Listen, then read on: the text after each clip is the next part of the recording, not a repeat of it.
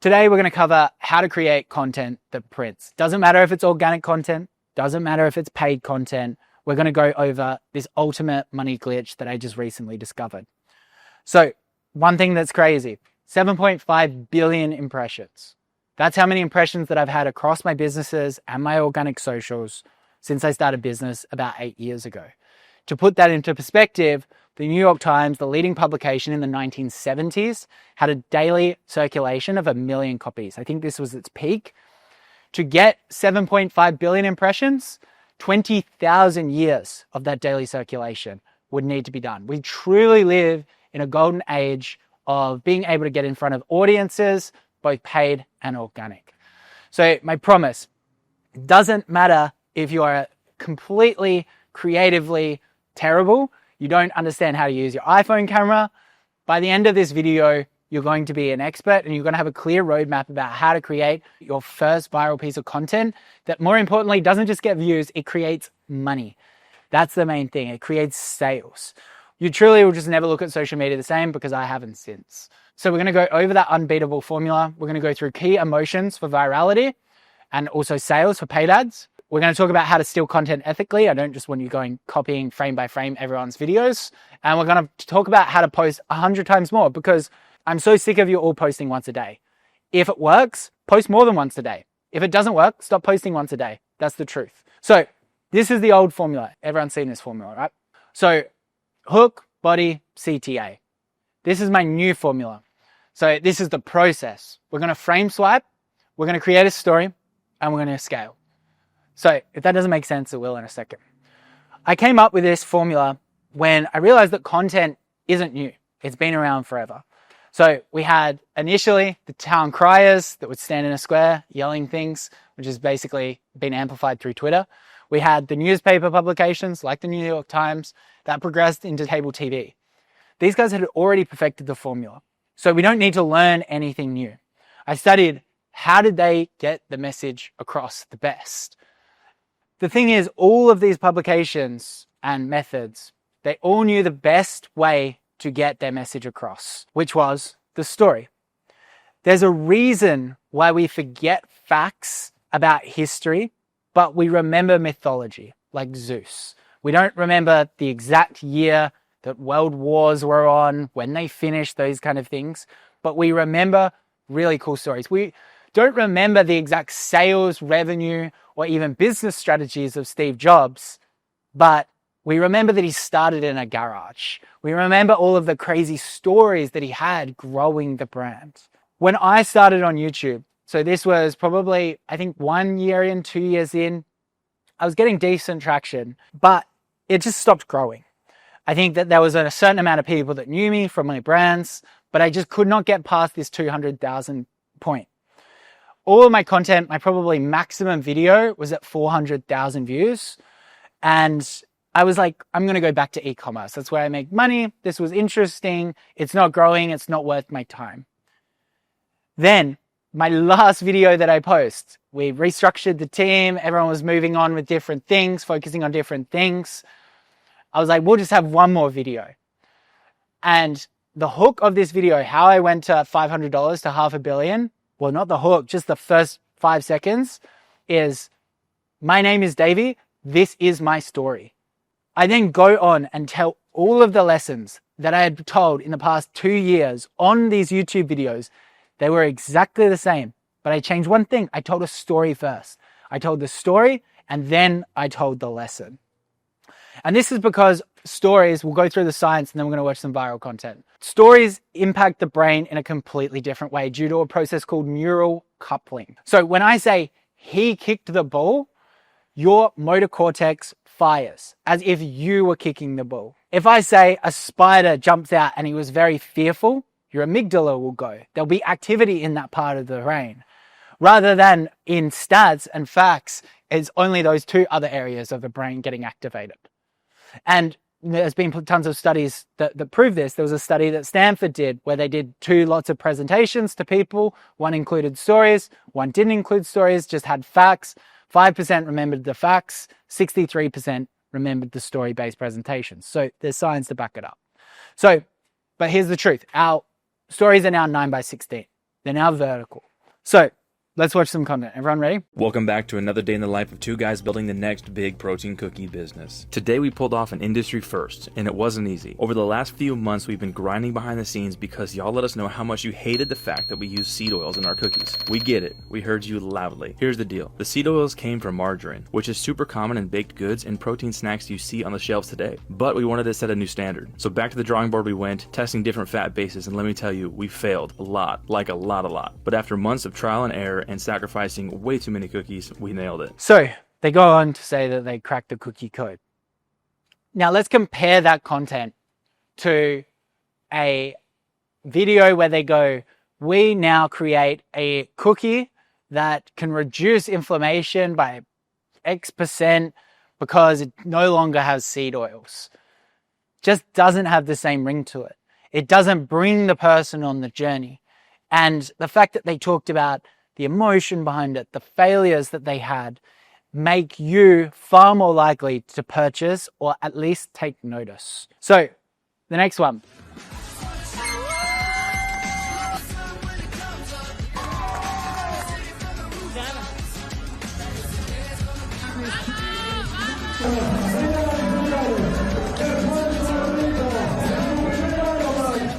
So there wasn't even a voiceover there, but you understood the story. It was about someone that was overweight, that's trained for an Ironman. There was like probably 6 clips in that. And they were probably from, I don't know, a few years apart, I guess, maybe not even a couple of years apart, depending on how hard he worked. But it was an incredible story. It was incredibly motivating, went super viral. Now, this is a viral post on my page, which was 45,000 likes. It wasn't even a video, but it was still telling a story. So here's how you can make a viral post in the next 30 minutes after this presentation. Go write down the past 10, 20 years of your business life. Write one iconic thing that happened in each of those years. Make sure you include the failures. Make sure you build up the hero's journey that they eventually succeed. And simply get a photo from that, put a text overlay, create a carousel, post it, and watch it go viral. So the interesting thing here is that this story that you see here on this carousel, it's the exact story that I told on that YouTube. It's just in a different format. And then I've told it on Twitter. I've just told it across mediums over and over in different ways. And it works every single time. Now, let's cover what makes the story viral. So you're probably thinking it's the hook. It's the structure of the video. It's the trend overall. Or it's some random Instagram hack where you like something and add it as your close friend or something like that. But let's watch this video first. So it's just a video of a kid hugging his dad. And it said, I hugged him with love. He hugged me with hate. There's no hook. There's no structure. There's no hacks. 9.3 million views. But there's a story in that. There's a relatable story in that. There's one thing that it has, which is so important, which is emotion. So here's a list of emotions that we can actually target in our videos to create powerful stories. Ask yourself, how does my product create curiosity? How does my product create moral outrage? How does my product create belonging, confusion? Just keep asking yourself those. What is a story that I can tell about that? Now, I don't think this is groundbreaking, but I think when paired with the next slide, I wanted to go a little bit deeper, and I think it will really make sense for you. These are more techniques to drive that emotion and that virality. So we've got novelty, relatability, visual shock, trend relevance, credibility, and controversy. So we're going to talk about how these strategies, these techniques can be paired with these emotions to tell viral stories. How do you feel about the cheap replicas in the market now? The most frustrating thing is when it's a blatant counterfeit product. There are so many out there that are like, they're thin, they smell bad, taken our patterns, put it on there. They obviously cut the quality down so much so that they can make more money. And that just really tarnishes our brand and our product. That's obviously illegal. So this is a story about counterfeits. I've used controversy because people are like, oh, you don't own the product. People are like, oh, the Snuggie existed before you. There was competing products out there. It also really frustrates people that certain people are breaking the law. So this ad probably made me over $1 million in sales. And you need to not be scared of getting some negative comments. You need to not be scared about creating some level of controversy for your brand, because that will help it grow. I think I invented the perfect gift. When we first launched the So this is another we knew piece of people loved the content. feeling of being wrapped in a wearable blanket. But as winter It rolled talks around, initially I about the wanted to go hook, even about the further Oodie. and make an all-in-one version, the Oodie onesie. I Then crafted goes it to the with our onesie, Toasty Tech fleece and added Sherpa lining to make it which even more we, down here, I it's a bit thought of every squished. detail. Sorry, I'll fix that. front zip, We've got pockets, even $250,000, $250,000 we spent over 2 months, and we've made 50%. almost $1 million in sales through this ad. So what's interesting about this video? The fact that it's relatable for people. It's relatable for the audience that ended up purchasing or viewing it because they already have an Oodie. So you need to understand where your audience is in terms of their life to become relatable. Proximity is relevant. This is why you remember this random story about the burger place around the corner. Maybe it's positive, maybe it's that they have cockroaches, and nobody else would ever remember that because it's so close, it's so relevant. And we've just created a bit of excitement there. This video here, I'll play it simply because it had 90 million views. I almost didn't include this one, but I loved the visual shock behind it. And I'm going to explain how I think we can improve it. So humans love symmetry and balance. They love fluidity and predictability because it's creating a scenario in the brain that they want to see to completion. They want to see the pattern. The reason why I added this video as well is because unfortunately there isn't a very, very clear story behind this. So how could we make this better?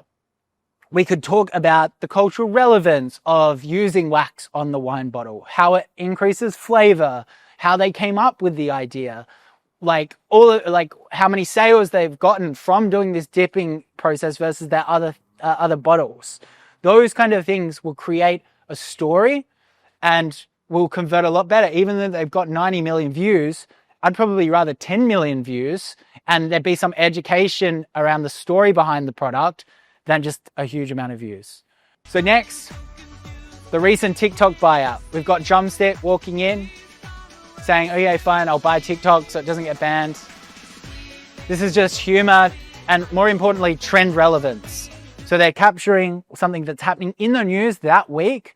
There's tons of people that have mascots. We've got one included. We didn't make a video like this. We didn't tell this story because we weren't on top of the trend, missed the opportunity, but it worked really well. 15 million views for them. Next, we got a bit of a weird one. 13 years as a coochie doctor, yet no one believes me when I tell them this. So, rubbing fig seeds on your breast when you see will it, make them go from saggy to perky. It's going to blow your contain mind. lots of estrogen. Dipping your face in ice water daily. This is AI, okay? The model probably wasn't the model. They've just grabbed a doctor that looks similar to her. This person speaking is AI. It's all over. I know what you're thinking.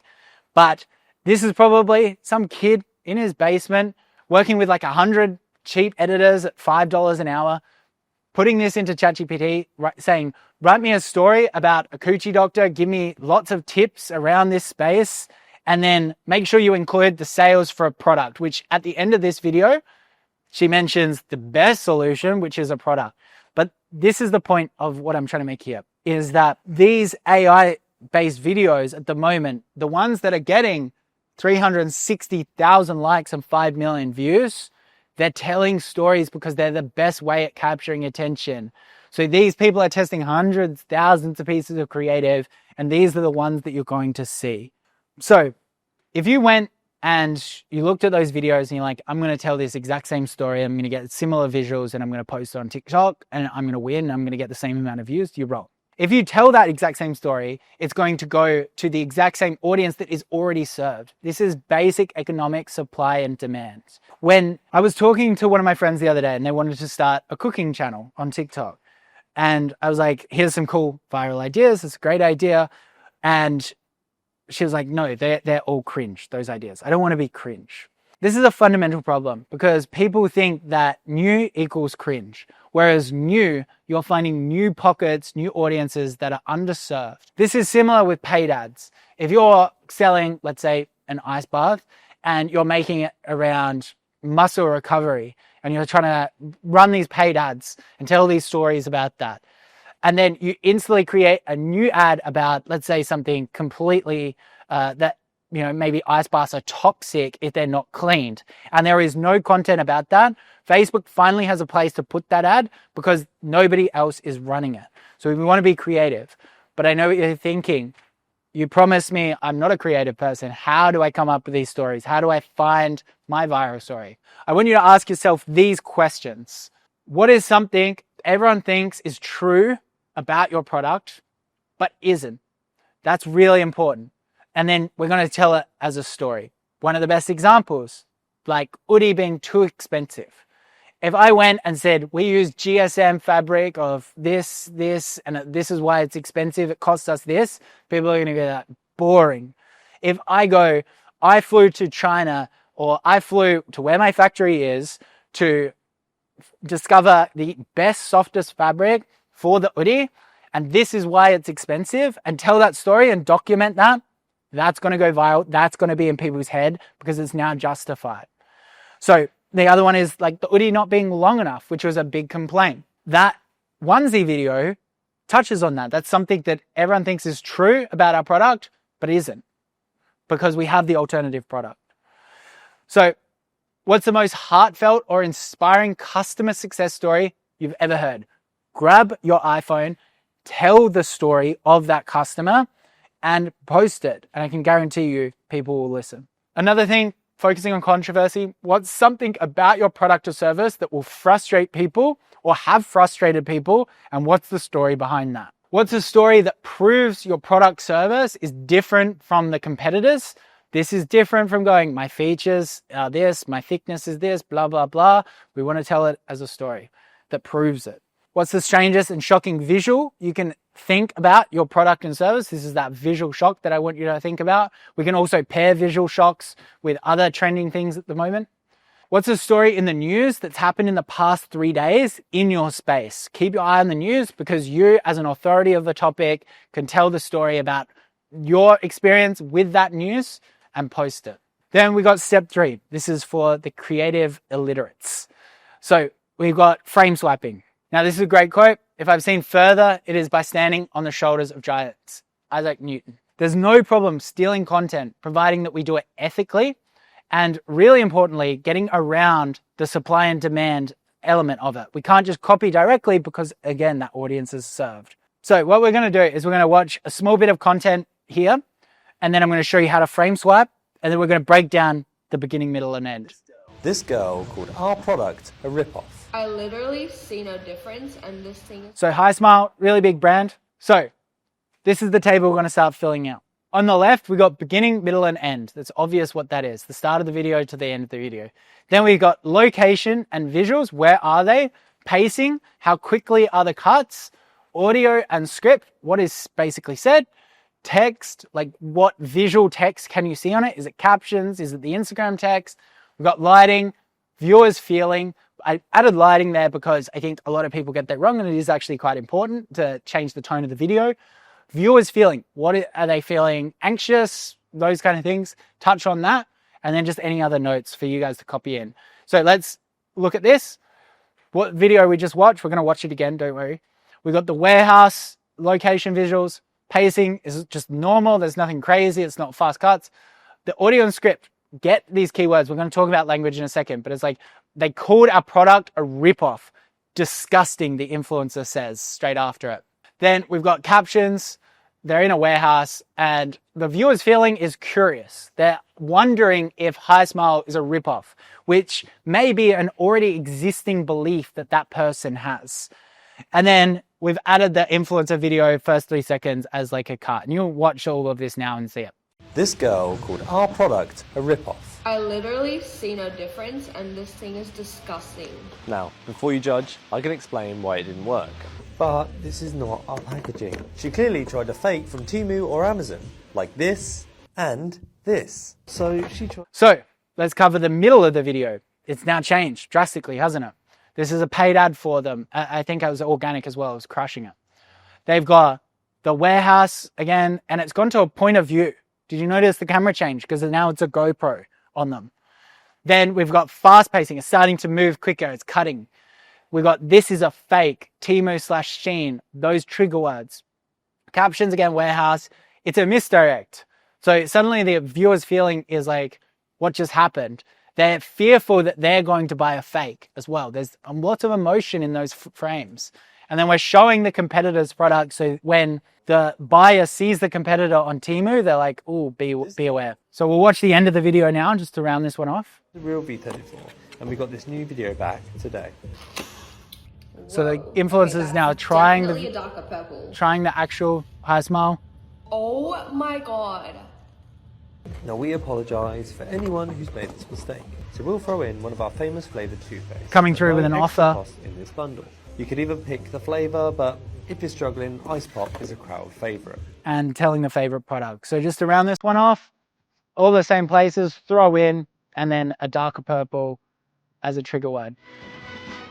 So this is a Shark Tank investment. The 16-year-old girls. It's had over 10 million views. So this video, let's break it down. The beginning, throwing the problem product away, fast cuts. I've got the song there. The trending sounds are really important to know. It's well lit. The viewer is just curious about the idea because they're so young, pretty much. So we're really highlighting that they're designing something. There is no ending to that video. Well, it's me saying that it's one of the best clothing products that I've felt on Shark Tank. And I think that this is maybe somewhere where they could have improved that video.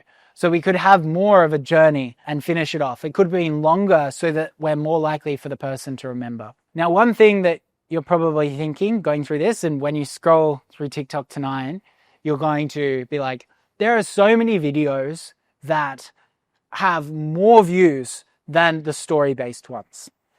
And I'll challenge you to do this. Go through those videos and then try to remember as many as you can. The next day, I guarantee you will remember the story-based ones because brain rot does not make sales. It is not remembered. All of those random videos will just go in one ear, out the other. So the next skill we need to learn is just mastering your storytelling overall. There's a bunch of techniques that I'm going to go through with some example ads that have really helped me. People ask me, what's the secret? How do you have so many Shopify plaques? And the answer is very, very simple. Fire your agency. They are scamming you. So this video, I said, people ask me what's the secret. How do I have so many Shopify plaques? They are two open loops. The first open loop, which is basically a statement that creates curiosity about what's going to come next, is what's the secret? And the second one is how do I have so many Shopify plaques? They're both, I guess, kind of blended. And there's a concept called the Zeigarnik effect. I think I said that right. Which there's scientists noticed that waitresses could remember everything about a person's bill until they closed and paid the bill. Then it would just disappear out of their memory. Because humans are trained to remember things that aren't complete yet. This is why Netflix, the end of the show on Netflix, will give you this random cliffhanger, we like to call them.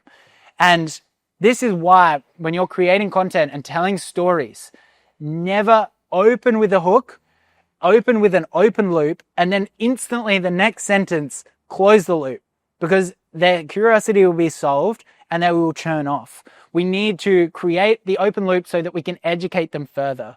So the next thing we can do to enhance our storytelling is use powerful language. Too many people in this room are too scared at using powerful language because they're too scared to upset people. Let's take some of these examples. So let's say we're mentoring someone or we're creating some business content and we're like, the Oodie does this, let's learn from them. Rather that, let's say, let's steal the Oodie's content technique. That hook there is going to be so much more powerful than the other one. I'm going to take the ice bath example again. Let's say this is the problem with selling an ice bath that does this. This is a national ice bath crisis. Powerful language completely changes how the content is received and is prioritized in the algorithm.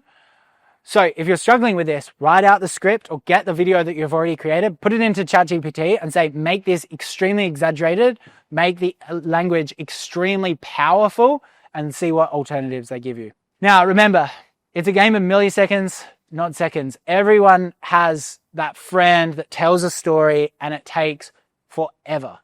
If that story, it takes just a little bit too long, if there's a clip that just is a little bit too long at the end, let's say you're telling a story and there's a bit of a pause after you tell the story before it goes to the next frame, you're going to lose people. It's a game of milliseconds, so make the cuts quick. That's why in the frame swiping, I'm teaching you how to look at pacing. Now, one final thing about frame swiping is you'll notice we're using High Smiles ad here. It doesn't need to be in the same niche as you to do frame swiping. We're grabbing the format. We're not grabbing it directly from competitors, because this is a great way of you finally serving the audience for your product in a new format that they're maybe not experiencing. Now we've become masters of storytelling. Now we're going to scale this like crazy so we can print tons of money. The first thing we need to do is remove the founder constraint. A tale as old as time is the founder creates an invention, they film themselves, they get a couple of sales posting about it, goes a little bit viral, then they do it again and again and again, and they are limited, their sales are limited to how many times that they can post on social media. Operations gets complex for them, life gets in the way, they stop posting as much. They call me, they go, why are my sales dropping? And I'm like, you're posting 1 time a day. Business gets tougher over time under the same conditions because competitors enter the space. You're doing the exact same outputs that created the sales in a tougher condition. Of course, your sales are going down. So remove yourself as a founder constraint so that you can post more, because you don't want to be posting once. You can post 3 times a day, 10 times a day. Some of my friends post hundreds of times a day. How do we do this with confidence? We start with the data.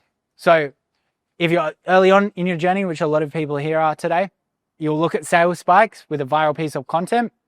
You can look at week-on-week sales when you've got a couple of viral videos. Let's say you post 7 videos in a row during that week that go quite well. You look at your impressions. How did that week of sales go? Also, probably you could even look at month on month. I'm going to do a consistent month of posting versus last month. Is that worth my time?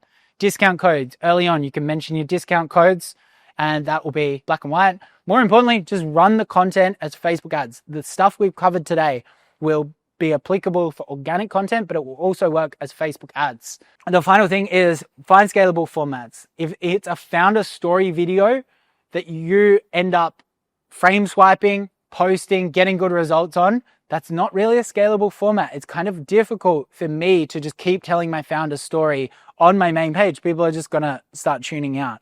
This is why podcasts, street interviews, some of those people are the biggest creators because they just do the same piece of content on repeat. People consume it.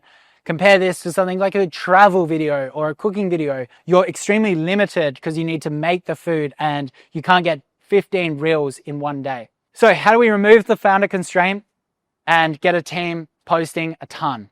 We've got 3 options here. We've got an influencer that we can go and hire, find someone that's gotten a few views. Linda, the Oodie girl that works as our social media manager, she started in customer service. She had a 10,000 follower TikTok or something like that. And she joined and started making videos. Now we've got 500,000 followers. You can also look at a videographer, and you can also look at a social media manager. You could do a traditional post on LinkedIn, boost it, or go and try to poach those roles and find someone that has what it takes. But I warn you, a lot of these people are too corporate, they're too stagnant, and they have never gotten views. The ultimate hiring hack in this place is find someone that has done exactly what you need to do, hire them, pay them to do it for yourself. And then keep your Google Drive organized. Every single clip. Ask your mum, ask your grandparents, everyone to upload as much footage as possible from your journeys. Doesn't matter if it's this business, doesn't matter if it's the old business.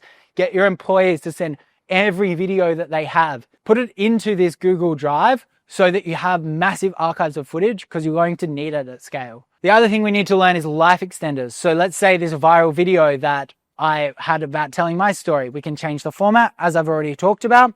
We could use an AI voiceover format.